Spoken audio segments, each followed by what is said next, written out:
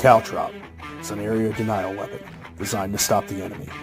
The caltrop is a sturdy, simple, yet effective weapon no matter its position. Its purpose was originally designed to stop elephant and donkey attacks. It graduated to stopping tanks. And now, the caltrop is your defense against propaganda, polished lies, and manufactured outrage. It's free from counterfeit credibility and synthetic truth. However, inside the walls of the caltrop, you're going to be forced to think.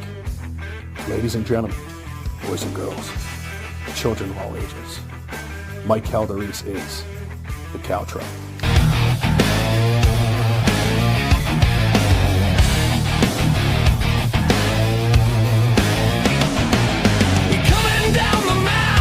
From the heaven to the hell, the mic cabaret, the caltrop, he never stops, so ring the bell. He bring the facts, he's been up every morning till we sleep. He get it deep, mic cabaret, in your head and in your sheets. And we don't mind, and we don't care, mic cabaret is the caltrop. And we don't mind, and we don't care, mic cabaret is the caltrop. And we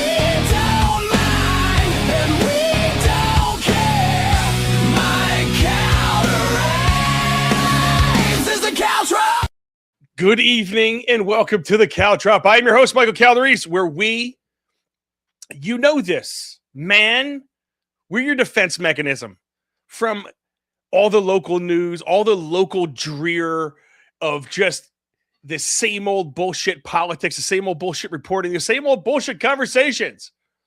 And sometimes you have to have a different conversation. And you know that's what the Caltrop is good for, man. We have a guy on the show coming right now, and I'm going to try not to butcher his name. I've said it 957,000 times.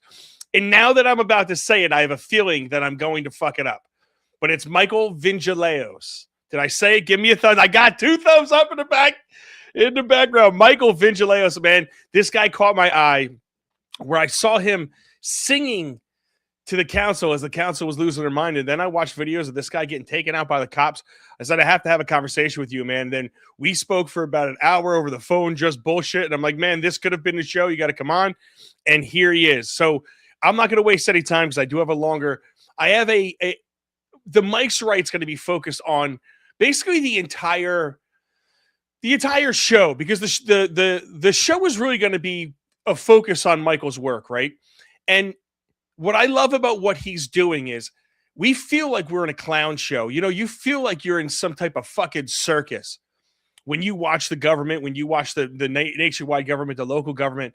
And this guy is like the core jester in that circus. And I really love what he's doing. So the Mike's Right's going to be focused on setting this guy up on what he's doing. I hope I set him up. Let's see what happens.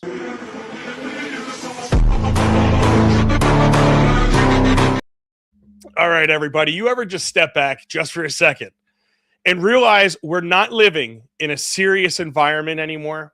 We're living in a production, a full-blown, multi-season, no end in sight clown show. And I see it all over the place. And the wildest part, it's not even hidden to you anymore. They're doing it brazenly. They're doing it openly. They're doing it in your faces. Like back in the day, governments at least pretended to be dignified. You had suits, you had speeches, some fake sense of honor. I mean, for example, fake sense of honor. I listened to King Charles address the Congress today. I'm sorry, but you can hear the douchebag in how he talks. In 1939, with my beloved grandmother, Queen Elizabeth, the Queen Mother, I don't know, see, full of shit, but dignified. Now, it's like the writers just quit halfway through and said, fuck it, let's make it a circus. And we're all sitting there like, yeah, this seems kind of normal. And it doesn't. This is not normal. This is like Men in Tights level governance on all levels. Remember Robin Hood Men in Tights? It's that nationally and locally. These something leaders, they sit there like kings on their throne made of nonsense, surrounded by advisors who couldn't advise my daughter how to run a lemonade stand. while the town crier is just screaming headlines that change every 12 hours to keep you distracted. And then my favorite part, you've got the court jester. We're going to be talking about him. Now, though, the jester isn't just one guy. It really represents all of us. That's the twist.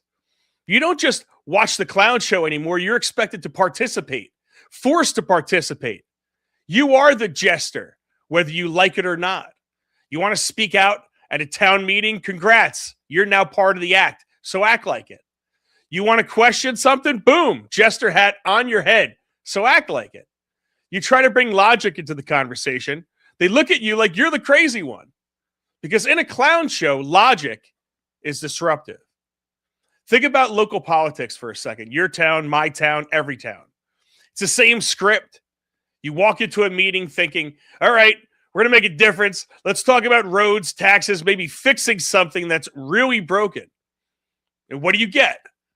3 people arguing about something completely irrelevant. One official is reading from a piece of paper like it's the first time he is ever seeing words. Another guy, this is my favorite guy. He's the guy talking to you with absolute confidence about something he clearly does not understand, but he says it with authority. And that's the trick, everybody. Confidence has replaced competence. And that's where we are. You don't need to know anything anymore. You just need to sound like you do. Bill Clinton style. You everyone knows what Bill Clinton style is. I'm not that old. And let me tell you something. I know, and you know, Bill bragged about grabbing pussy. All right? Trump's not the only one. But it's like the entire system is built on if you say it loud enough and you say it long enough, somebody will believe you. And if they don't, of course, label them, dismiss them, and move on. Because the show must go on. And nationally, forget it. That's not even a government anymore. It's basically the traveling circus. Every week there's a new storyline. This is the biggest issue in the country. This is the most important election of our lifetimes. But next week it's completely forgotten. New crisis, new outrage, new distraction. And I'm here. I'm the only one, not the only one, but I'm still here wondering, what the fuck happened to the Las Vegas shooter? Anything about the multiple windows those shots are being fired from? That went down pretty quick, right? But it's like they're spinning plates, except none of the plates that they are spinning matter. But they really do. And the public, you guys, half of you are cheering and half of you are boring or booing. Nobody realizes that the stage is fake. That's the part that kills me. We're all arguing about which clown is better instead of asking, why is there a circus running everything in the fucking first place? And if you do ask that, oh man, now you're dangerous. Now you're disruptive. Now you're the guy they don't want in the room. Officer, remove him. Because here's the truth. The show only works if people believe it's real. And once you start pointing out the strings, the scripts, and the recycled talking points, you're not fun anymore. You're not part of the act. You're breaking the illusion. And that's where it gets interesting. Because sometimes the only way to expose how ridiculous this all is to lean into it. You ever notice that? You can't beat absurdity with normal behavior. You got to out-absurd the absurd, out-ridiculous the absolute ridiculousness that's being shoved down your throat. I'm talking complete embarrassment.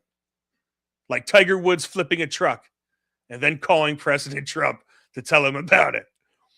But that's how you flip it. That's how you walk into the king's court, look around at the nonsense. Instead of politely objecting, you start clapping. Wow. Amazing. Incredible leadership. Truly groundbreaking work done here by all of you. They're not going to know where you came from. Suddenly, they don't know what to do with you because you're playing their game, but you're not playing it right. You're holding up a mirror. And to me, that's what the Jester used to do, by the way. I don't know if people forget this or never learn this, but in many places, the court jester wasn't just to entertain or wasn't just there to entertain. He was the only guy who could tell the king the truth without getting his head chopped off. He used humor. He used sarcasm. He made the king look ridiculous to his face, and everyone laughed. But deep down, they knew that's where we are right. That's where we are right now. We need more jesters, not the fake ones on TV, not the scripted ones, real ones. People willing to walk in the room and say, this is insane. I'm going to show you exactly how insane it is. Because pretending it's normal, that's how this keeps going. Acting like this is just how things are. That's how you end up living in a system where nobody is accountable, where nothing makes sense, and where every decision feels like it was made by spinning a wheel and seeing what that wheel landed on. And I get it. People are tired. You worked all day. I worked all day. We're the same. I laid pallets of brick today, nonstop, breaking my back, dealing with real life. And then I show up to these meetings, and you walk into the council meetings, and it's like entering another dimension, a fake one, where the problems aren't your problems. Somehow, they don't even recognize the problems, but somehow they're still affecting your life. And you're supposed to take it seriously. To me, it's exhausting. It's exhausting dealing with these people. But that's why the clown show works. Because people don't have the energy to fight it. You're all tired. We're all tired. We have enough going on. And I wish they could just do what they had to do. But you don't. And they don't. So you guys either tune out or we pick a side and we join the yelling. But very few people step back and go, wait a second. This whole thing is ridiculous. And that's the moment where you kind of put a crack in the system, because once you see it, you can't unsee it.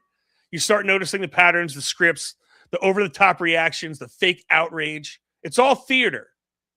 And the scariest part, some of the people running the show, I don't even think they realize what kind of show they're putting on anymore. They've been in it so long that they think it's real. I think they think this is real life, the show they're putting on. That's how deep it goes. So what do? You don't just sit there quietly. You don't just scream into a void. You play the role, but sometimes you play it smarter. You become the jester who makes people laugh and then makes them think. You point out the absurdity so clearly that people can't ignore it. You say the thing everybody's thinking, but nobody wants to say. Because at the end of the day, the king only has power if the court believes in him. And the court only believes in him if nobody breaks the illusion of his power. So yeah, everybody, welcome to the clown show.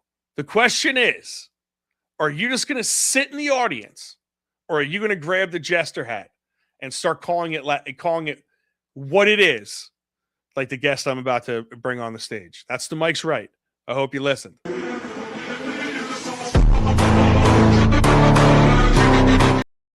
All right, that was an old one. That was a long one, but I had a lot to say. I knew I had a guest coming on, and I could just focus on that all day. And then when I realized we created something that was 10 minutes long, I said, "Fuck it, let's roll with it." So let me bring to the stage Mikey Vintzileos. Did I get it right again? It's been 12 minutes since I said it the last time. You nailed it. You nailed it, Mike. You nailed it. Dude, I love it. So, Mikey, man, listen, dude, I've been coming across your videos, and I love your approach, and it is the court jester approach, right? It's your whole monologue. The whole monologue is really dedicated to you today, because what you're doing is correct me if I'm wrong. I don't want to put any words into your mouth, but you tell me, like, you sum up what you're doing, and I don't want to ask your background. But to me, what you're doing is you are playing like the court jester in the court of ridiculousness. You're showing how ridiculous they are by acting ridiculous. Am I off, or am I on playing right there? It's amazing. First off, Michael, thank you for having me on the show. I appreciate it. That was a great opening. And I mean, you nailed it. You nailed it. Even when we spoke on the phone, I never referred to myself as the Jester, but that is exactly how I see myself. So you completely get it. You said before how sometimes you got to lean into it. That's exactly what I wind up doing. I wind up leaning into the ridiculous of it all. And it didn't always start off like this. I was attending council meetings regularly since the late 2017. And through the normal traditional approaches of putting things on the public record, telling these councils what your opinions are, what your thoughts are, realized after a while that they were just going to do whatever they want anyway. And it turned into what I realized was just clown show government. All of it is political theater. We see political theater on a national stage where the world is a stage, but to see it make its way down into local government is something that's a theme that I cannot get out of my head. I've been to many council meetings all over the state, and that is always the main theme. And if you're somebody who regularly shows up, who regularly attends, you get regularly deemed as the problem. You get labeled as an agitator, a troublemaker, an out-of-towner. When I go to these council meetings across New Jersey, they're within municipalities where I don't live in or I don't work in. And that's very important because a lot of people are afraid to speak up. A lot of people are worried about retaliation from people in the township, and that is a real problem. So when I enter these municipalities and I make my presence known, there's a number of residents who are more than willing to tell you everything about that's going on, stuff that they just don't want to take the time to address. Numerous issues, one of the things I stopped doing was I stopped giving my name and address. I stopped taking part in the formalities. There's no reason why when you come now, New Jersey, they have to legally set aside a public portion for members of the public to speak. So when you step up to that podium, all of your rights kick in. Your First Amendment right kicks in automatically. So if they attempt to ask you for your name and address, they are attempting to force your speech. Sometimes I can't even get past that formality without them turning everything into a clown show government because they want to make sure that the public sees them as the ones in control. They're the ones with authority, but we have free agency. Regardless of what town I'm in, this is America. We have rights. We have the right to redress our grievances with government. Something like this? Are you going to state your name? No. All right. Anonymous. Well, Against the budget. Can I ask you if you live in I'm Sayreville or talking, pay I'm talking, taxes? I'm talking. No. I You're run out of order. No, You're out I of run order, the meeting. You're out of order. Cut it Escort out. him out. You're out of order. This is me him speaking out. during my public time. You don't have No. the right Yes, to I remove do. the speaker. No, you don't. Yes, I do. No, you don't. If you, I have if you, 5 if minutes. you're, I want to explain why I'm against the budget. Give me the same opportunity. make that your you would give opportunities. anyone else. Make your I'm comments I'm on the asking for you to budget. stop talking so I can. Go right ahead. This is simple, basic stuff. Please don't interrupt me. No, again. I expect you to Mr. form. Mayor, Go ahead. please. Your comments on our budget or your questions on I've our been trying to budget get or there, both? and you've been eating my clock up. No, because I'm starting the clock Continue now. to do it. I'm starting the clock now. Thank so you. go I ahead. appreciate that. It was, dude, watching that was like, I know you are, but what am I? I know you are, but what am I? I know it's just funny watching it, but you banged your own fucking gavel. You brought your own gavel and you banged your own gavel at him. I always have my own gavel. You have to have your own gavel because they're the ones who are constantly out of order. In that instance where I was speaking in Sayreville, the mayor wouldn't even let me address individuals on the council. So they have to follow Robert's Rules of Orders. So if you want to address someone in particular, you say through the chair to Councilman Roberts, through the chair to, Councilwoman Taylor. And according to Robert's rules, that is exactly the appropriate way to single somebody out, to call somebody out. Because what a lot of times the chair will wind up doing is they try to redirect your comments and they try to keep you from making unsatisfactory opinions on the public record about these people. Some of the chair, whether it's a mayor or council president, have problems controlling the way these meetings are ran. Now, that's why I bring the gavel. It's always in my pocket, and I'm ready to bang it at any minute. This is my time. Nobody has the right to decide how these minutes are spent but me. So one of the things that I have a problem with is they won't answer questions in real time. You could go all over the state to all these different municipalities, and they refuse to answer questions in real time. So this is what we get from government. This is clown show government. I tell them, I'm giving you the authority to answer these questions in real time. That's how I'd like to spend my public comment. I make sure I lay the groundwork for if they're not willing to answer these questions in real time, then they wind up being a worthless board. And if they're up there to serve the public, who are they really serving? They're serving their own special interests. They're just using their position on a council to, as a poker chip of some sort to advance their own political financial agenda. And I didn't always start doing the performative things or the singing and stuff like that. It winds up being a last resort when you've exhausted all other avenues of trying to communicate. If they want to treat it like it's a kindergarten class, or if it's, some sort of just circus, well, then, like you said in the opening, I will lean into the circus. I will show the absurdity by matching their stupidity. And the best part about the First Amendment is you get to bear all the consequences to your freedom of speech or expression. So people don't have to like it. They don't have to support it. But a lot of people gravitate toward it because it's authentic. I'm speaking my mind. I'm speaking freely in a country where we're supposed to be free. Or do we just play one on TV, Michael? No, I think we do play one on TV. Because, like you said, we're supposed to be free, but we don't act like it. We don't demand it. There's a line in the Avengers that Loki said years ago that it said where he said, "You humans, you crave subjugation." And it seems like we do. I mean, think about it. England still has a fucking king and a queen, for Christ's sake. I don't know how these people. I don't know how we allow this bullshit to rule over us, but some people do. And nobody wants to hear.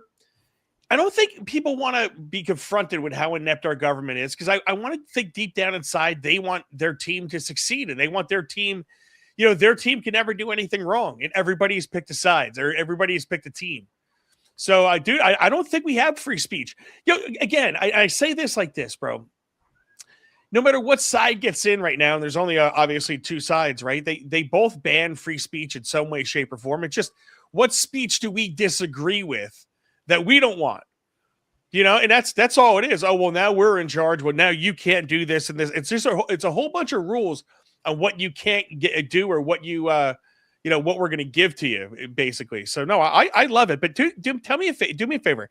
I'm going to play this one because you had me laughing with a lot of these, man. So let's go through some of these songs because I want to hear the evolution of this, and I want to know their reaction on what do they do when you start singing to them. I'm sorry, sir.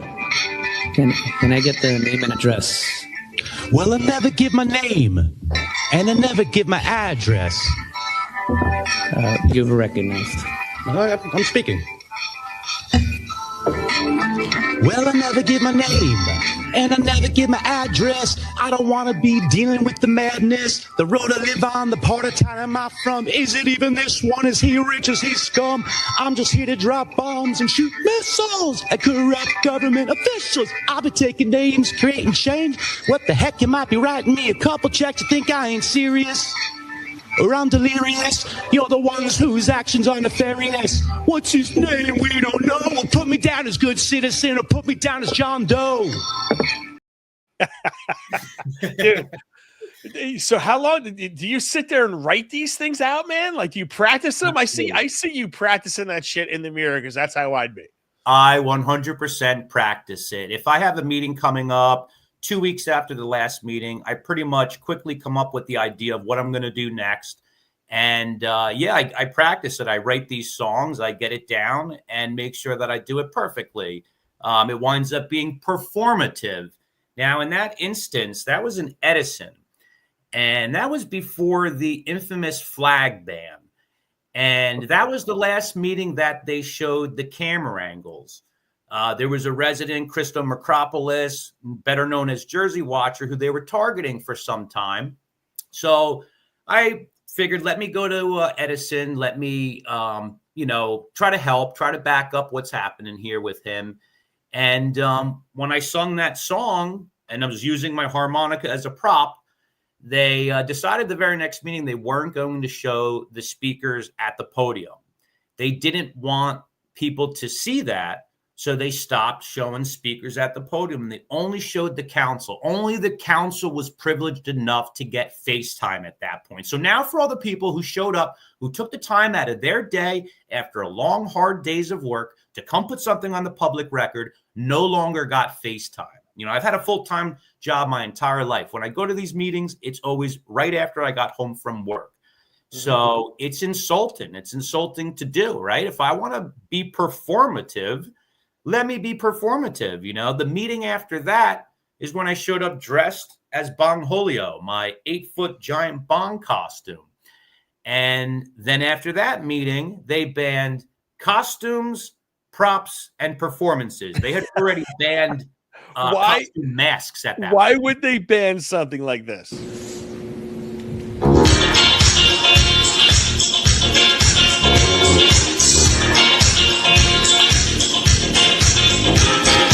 Big bomb o'clock, yeah, it's 8:30.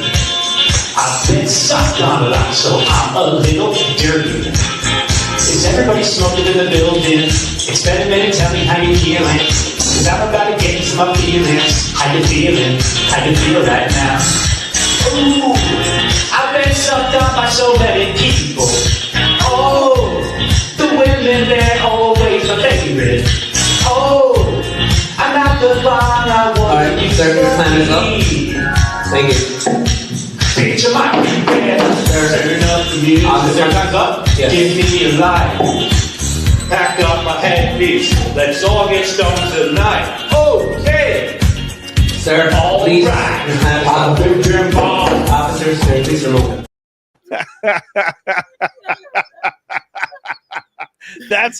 That's fucking funny. I gotta tell you that is, you had me laughing about how did, like, was that about weed or something like that? What was going on? You got to tell me about that situation. Sure. Well, so basically, when I started going to meetings in late 2017, 2018, what I was doing was I was speaking in town council. Well, actually, at first, I wasn't speaking.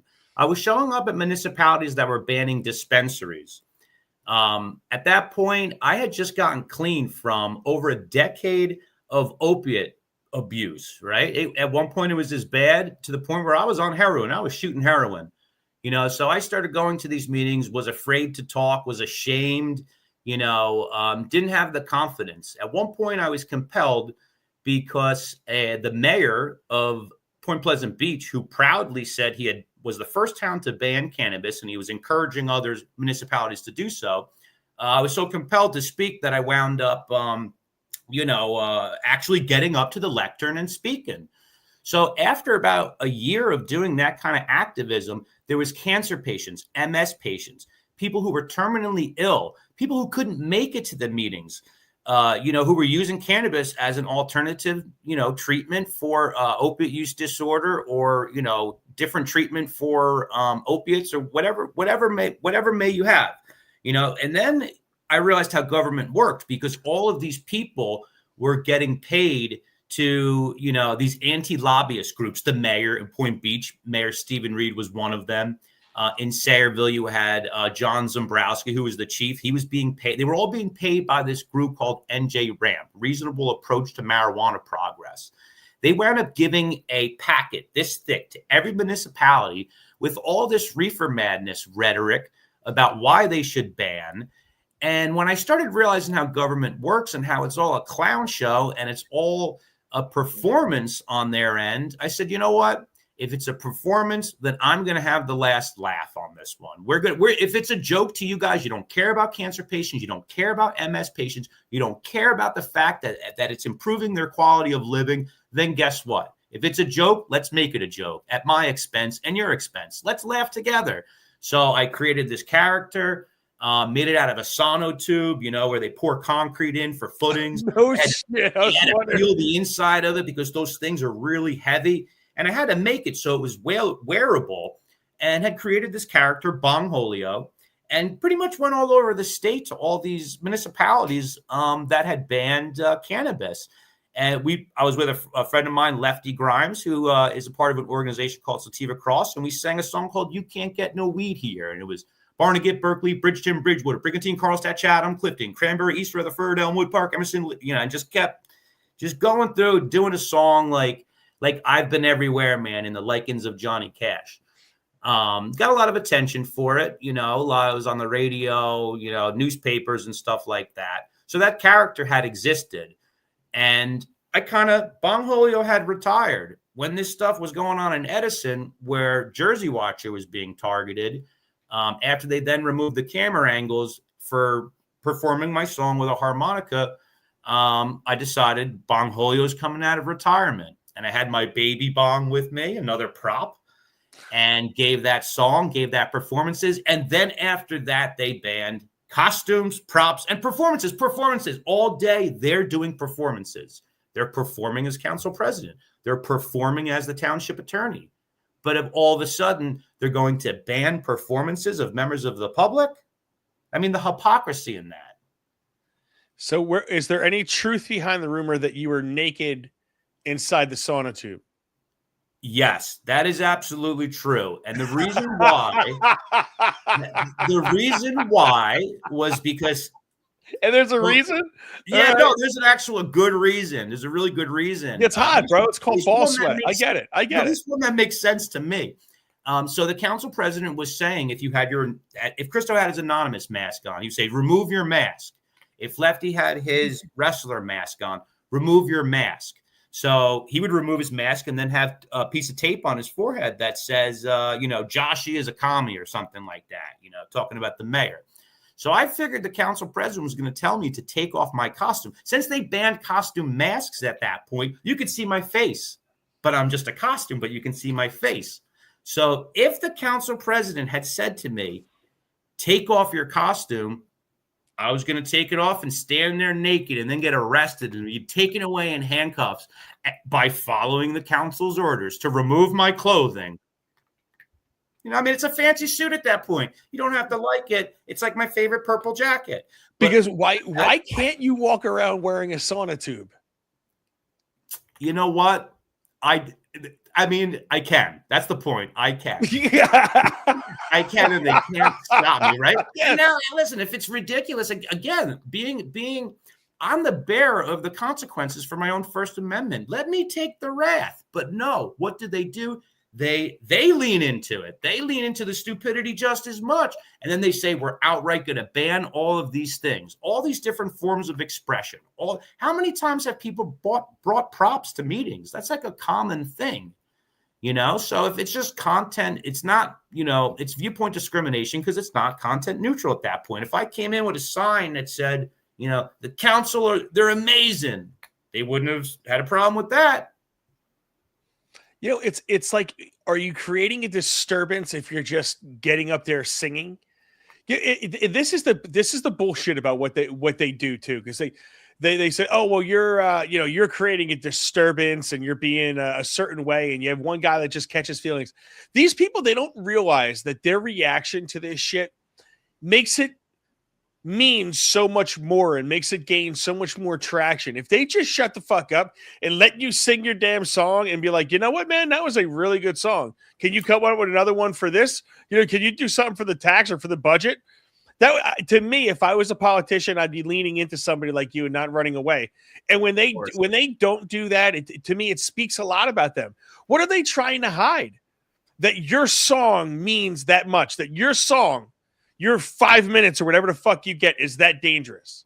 I don't know if it's a matter of what they're hiding. Obviously, they're hiding a lot, but what am I doing that makes them want to hide something in that moment? I think it's that appearance of authority. They want the public to remember that they're the ones in control. Mm-hmm. They control the flow of the meeting. They're there to conduct orderly business, and they deem that as inappropriate, not productive, and nothing that they want to happen in their town. After that had happened, now I started realizing the power of protest songs. It checks different boxes. You could go up there and you could say things all day long. And what I've noticed is what they hate the most is when you ignore them, when you treat them like they're not even in the room. It shows the public that you have lost complete confidence with all of them. So it is a form of creative ignoring, so to speak. So it's the ignoring that they don't like because they want everyone to take them serious. I went on to Plainfield, New Jersey, which wound up going to these meetings and stuff. And I wound up singing a song. I think actually I sent you one of the videos in Plainfield. Is that with a guitar? That's not the guitar one. That's the one where I'm singing about the salary increase that the council had just passed for themselves. They just given themselves an increase from $25,000 to $40,000. And the mayor gave himself an increase up from $85,000 to $115,000. So I knew they were going to do this. So I had the song ready and prepared. So I would, for my public comments, sing a song about the salary increase. If you want to play that one. So I have one where you're wearing a blue shirt. That's it. That's it. Let's see. Yeah. That's not public comment. We're doing a song. This is called expression. You know what First Amendment expression is? No. We're doing a song. No, we're not going to allow that. Adrian Mapp with a stash in his lap. Council in the back making stacks on stacks. Raise the roof or raise the pay. Plainfield money on display. Adrian's pockets balloon like a blimp. From 85K to 115 pimp. Council sitting around talking about cheddar. Yo, 45K, we deserve way better. Now it's 40 grand for sitting in a chair. Plainfield budget, y'all better beware. Rubber stamp dream, they call it a plan. Counting their green with a gavel in hand. Matt's getting paid, watch the money parade. Council getting raises, call it lemonade. Sip, sip, sip, sip, while the cash flows deep. Plainfield dance to the salary beat. Dude, I love these songs. I love these songs because again, why it's the immediate no, we're not doing this. No, we're not doing this. We're not doing this. I don't see what the problem is. Right, and that's why you have to push forward. You have to see. This is the thing. I always tell people in this country, you're only as free of knowing what the limitations of what you can and can't do are. Everybody kind of lives at different radiuses of freedom because if someone says you can't do something and you believe them, well, then you have a shorter radius of freedom. I know what I can and can't do. During that meeting, I spoke 5 different times. I spoke on every resolution, I think it was. And at one point, I realized after calling them out on OPMA violations, calling them out on all of these non-compliance issues, that at one point I just stood there silent for the last 30 seconds and just stared at all of them. After that meeting, Michael, they banned singing, dancing. I shook my hips for a second during that song. Singing, dancing, and silence. They banned silence. If you have the right to speak, you have the right to not speak. Now, after that meeting, I had showed up with a group of other activists, about, I think, 5 or 6 of us, and we did all of those things they said we couldn't do. We broke all of their rules that were unconstitutional. What they do? Well, we sang, we danced, but they did nothing. They couldn't do anything. And they got embarrassed. They got humiliated. I don't know if they thought by doing that it was going to maybe make us like not try all these different things. But it was an embarrassment on their end. And it's also important to remember now in Edison and Plainfield, they have the same law firm, the Coughlin, Raynon, Mincello law firm. Craig Coughlin is one of the most powerful Democrats in New Jersey. So they have, like, I think that law firm has more contracts in municipalities in New Jersey than any other law firm. So they very much are trying to control things. You know, they're supposed to be there for legal guidance, but they're the ones like controlling the meeting, that law firm. So it's interesting that both Edison and Plainfield was both that same law firm. And you can sing, you can dance. They can come up with a rule that says you can't, but that's not a real rule, and it's not constitutional, and it's a limit and a restriction on our speech and expression. Oh yeah, and they do it at every level. So it's not just the council meetings; it's the planning board meetings and all that. I had a very interesting situation where I caught a lawyer, one of the real jerked off lawyers that are in my area. I caught him lying to the public, right? And these guys that they were doing these planning boards are supposed to be under oath. And they're supposed to have some type of fucking like manners, I guess, or what's it called, standards or ethics, whatever you want to call it. And I caught the guy lying. And when I caught him lying, he looked at the council, or I mean the planning board, you know, whatever the hell the guy's name is that runs it. He kind of looks at him like this, and he goes, "What's the relevance of your question?" So he was like trying to question me why this guy didn't have to, you know, answer my damn questions. And then when I answered it, everybody got quiet for like fucking 6 seconds. So I start reading the factual data that I was going to present. Like, this is what's going on. I was going to ask a question right after I get cut off.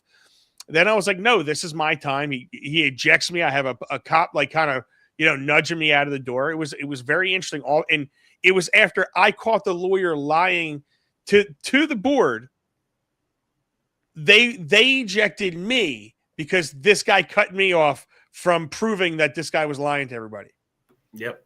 I believe it. And you just got a cameo by Valentino. Valentino, he loves the camera, and he's not feeling good.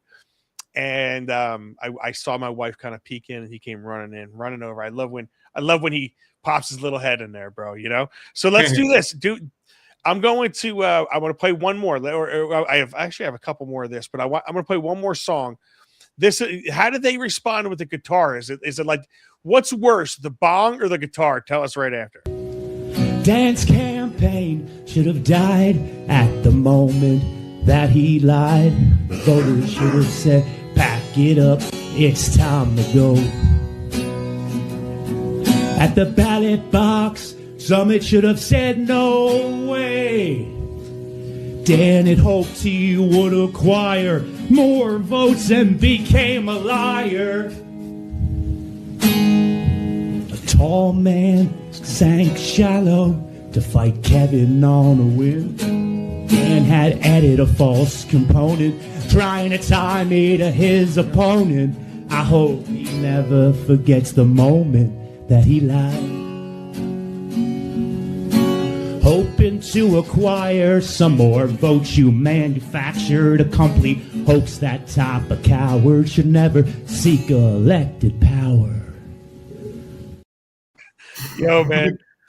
So they didn't seem as upset as the other ones, right? Or no? No. You know, it's because every municipality is different, and that was in Summit, New Jersey. So you travel around doing this? Oh yeah, I've been to hundreds of meetings all over the state, and what's interesting is every municipality can be that much different from the last one or the next one. In Summit, I had no issues playing guitar. The chief of police, he's a constitutionalist. One of the last meetings where I went to Summit, after the new council president, after the new council majority was in place, they wanted to put me at the end of public comments. So they wanted to say non-residents are speaking last. You know, I step up to the podium when public comments opens, and they wind up saying, you know, they try to get the chief to get involved, they wanted the chief to be an extension of their authority, in which they don't have in these instances. You can't have a discriminatory tier status of residents first, non-residents last. Not to mention, I always let the residents go first.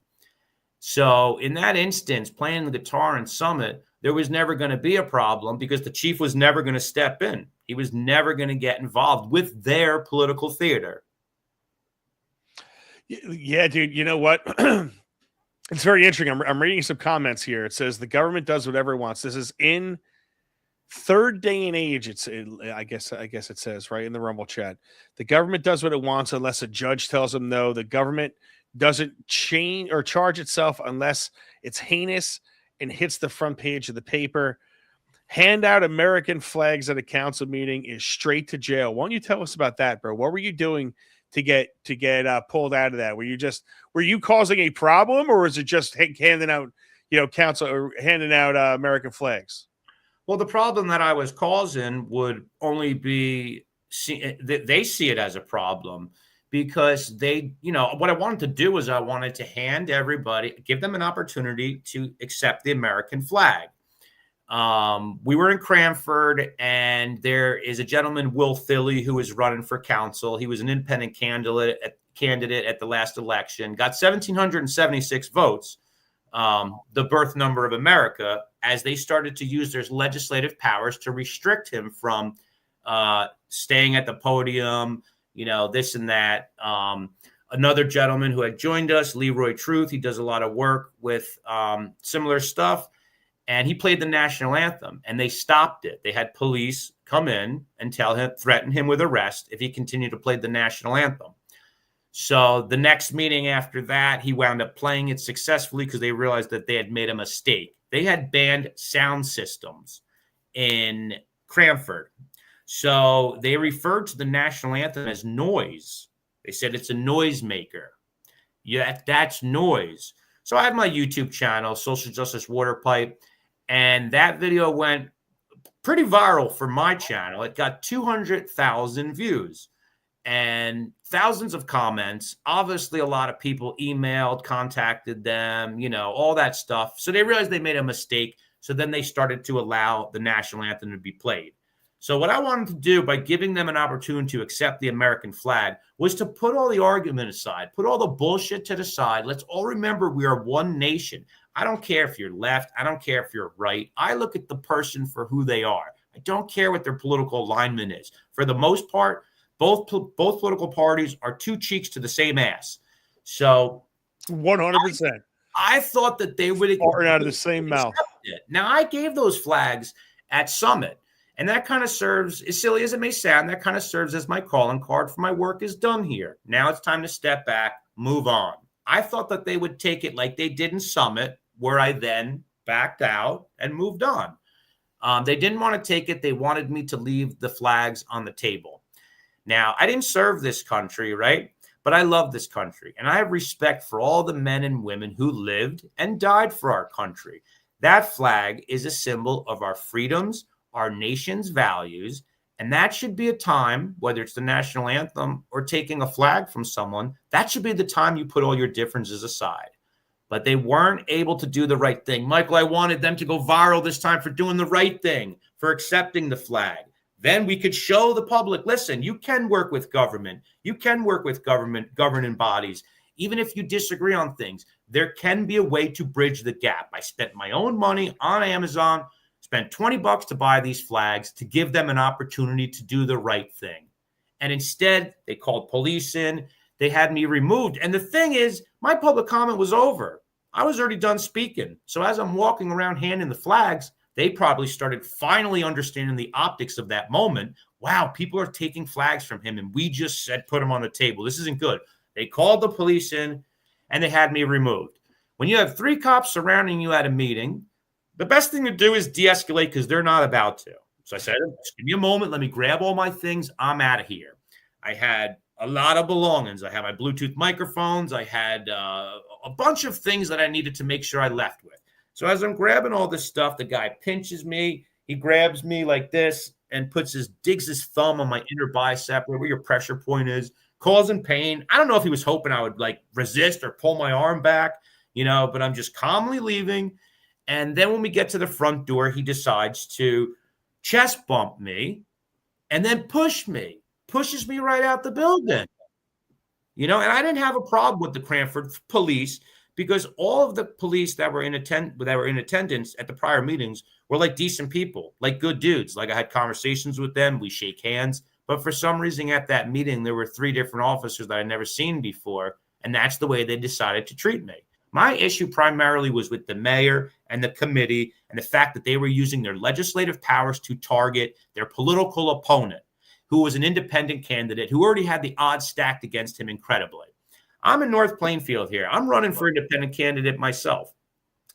I know what it's like to be targeted, and I know what townships and municipalities will do to to make it that much tougher to actually if you want to do a job, if you say you can do a job better than them, they're going to do as much as they can to not only stop you, but smear your reputation, hit pieces, articles that with these local medias that are extensions of these governing bodies, and they write these hit pieces, these smear pieces, and I welcome all of it.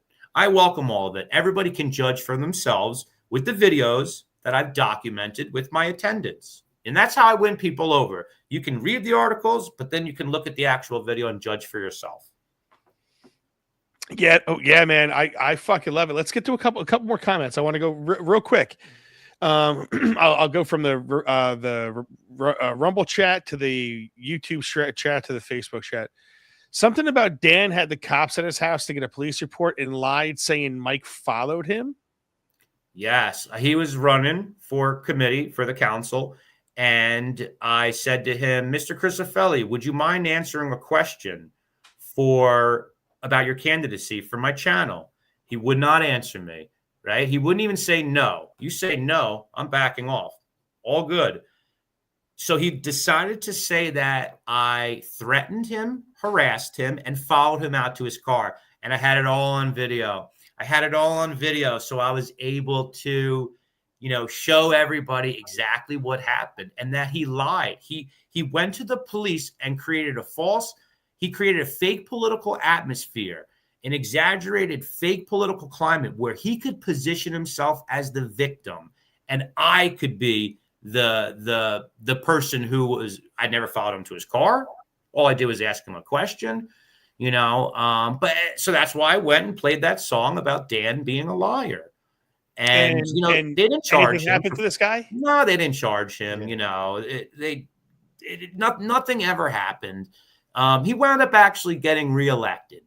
Yeah, he didn't. Well, not reelected. He was running. He hadn't been on the council previously, but he wound up actually winning, which kind of is one of those moments where you realize, like, you know what? People kind of just vote down the line. Like, there was a Democratic wave over the last election all over New Jersey, and a lot of people, I think, they just vote down the line. They don't even know who these people are. They don't even know what their names are or anything like that. They just look Democrat, they look Republican, and he wound up getting elected. So that was his first meeting where I was able to play him a song, and that's how I congratulated him. Nice. I love it. Laura K, 435. Love it, Laura. She's with us so week in, week out. Gotta love it. She says, hey, Mike, Wacky Wednesday. Hey, Mikey, Caltrops unite. I love it. Hell yeah. Caltrops unite. Damn right, man. Lynn, Cat Lady, says, Mikey, please come to Jackson. I would love it, dude. Listen, I got 4 or 5 different songs we could sing in Brick right now if you want to fuck around. Halliack says, hysterical. This is the best show I've seen, hands down. I love it. I love to see a duet. Totally random. Says, I'd love to see a duet of Mikey and Will Thilly of Cranford. Interesting. Will Thilly is going to be on the show Wednesday. Yeah, I'm trying to get in touch with all these people, man. Listen, if you're making noise and you're doing shit like this, one thing's very clear, and everyone knows this. I want a legion of caltrops. I want a bunch of people that are our own defense mechanisms from the dumb horse shit that these people are shoving down our throats.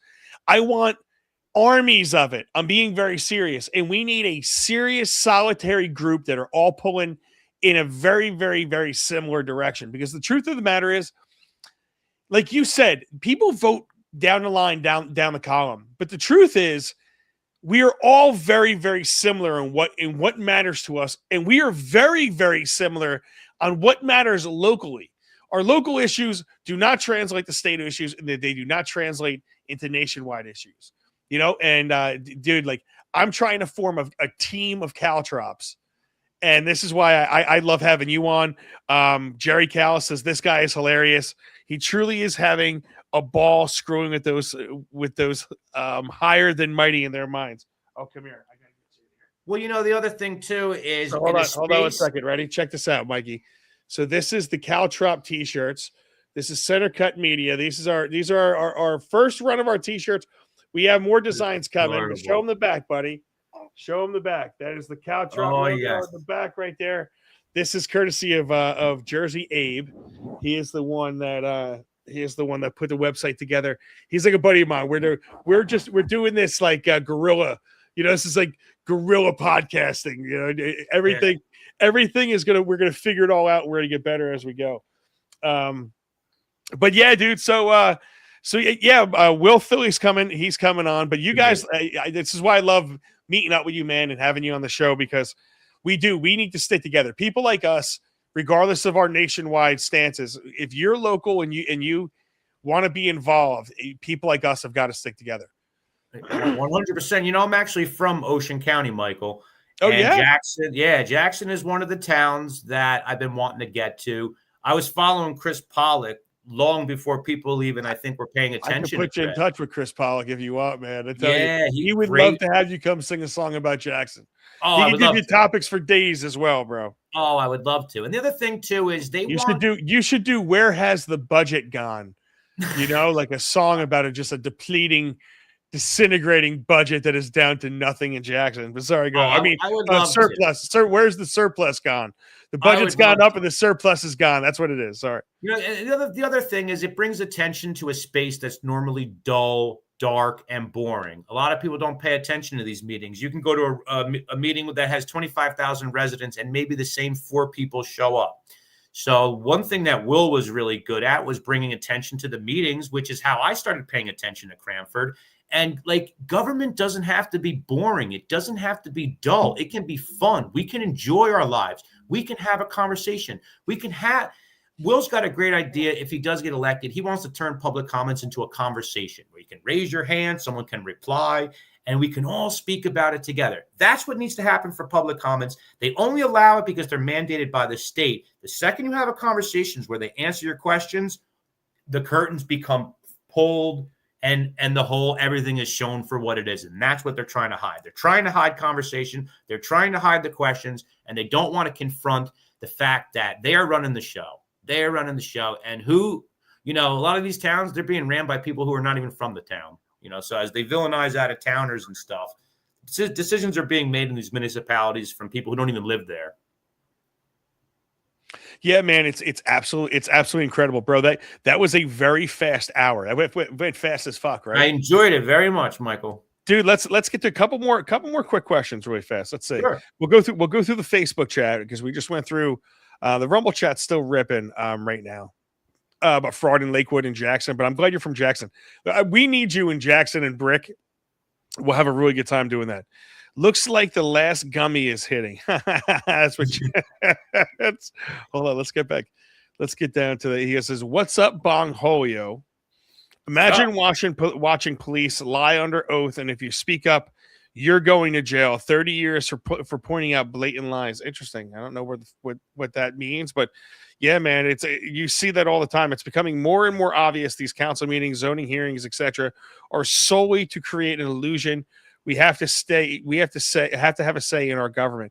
100%. The decisions are being made by law firms. Yeah, highlighted by this, man, and we'll get wrapped up after this.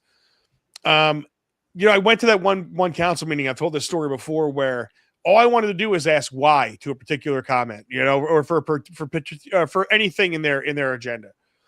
And the part of it was they wanted to oppose. They were doing a resolution to oppose the New Jersey state gas tax.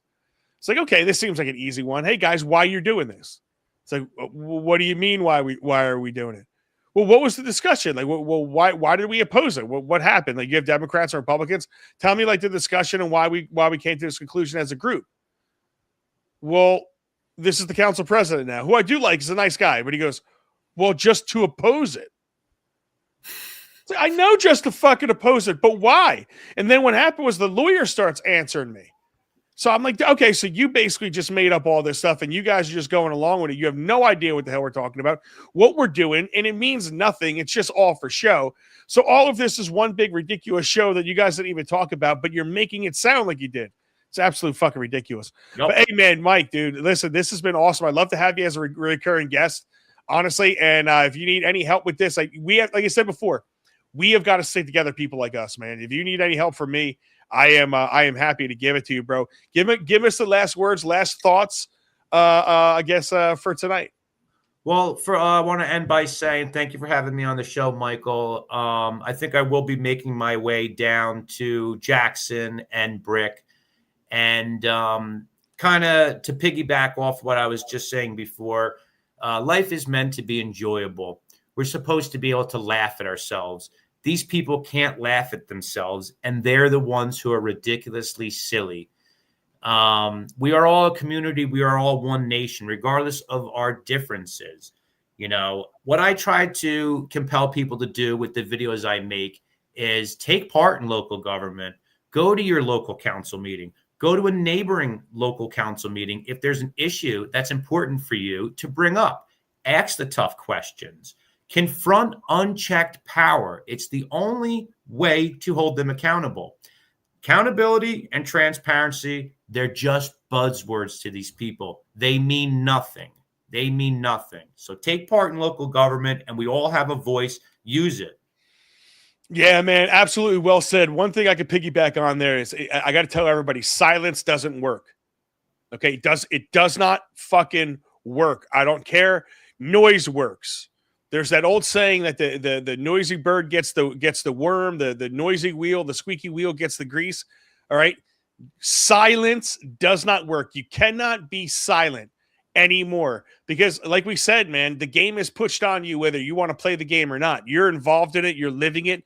You're playing you're following the rules of it, and they're changing the rules every second of every day. And it's really disgusting to watch. And let me tell you something, caltrops, if you want to be a caltrop, you have to start getting out of this cycle of tolerating this spectacle of bullshit and clown show activities that we see going on in a day-to-day basis. Let me tell you something. Everybody, check out Mike. Where can they find you again, Mike? They can find me on YouTube. I have a channel called Social Justice Water Pipe. And I'm also on Facebook under Michael Vintzileos. And that's where I post most of my content. That's where everybody can keep up to date and see all the stuff that I'm doing. I'm attending council meetings sometimes twice a week. I'm all over the state. I'm going to continue to do it. I'm going to continue to do what feels right and document everything that happens. Outstanding. Michael Vintzileos, guys.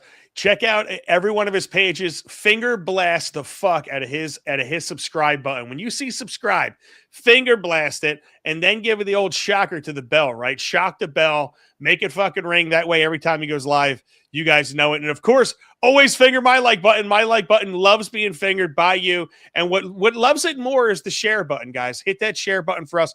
Let me tell you something. If you don't want to get involved, people like Mikey and I, we are not quiet people. Okay, you obviously see it. If you like what we're seeing, the best thing you could do is help amplify our voice.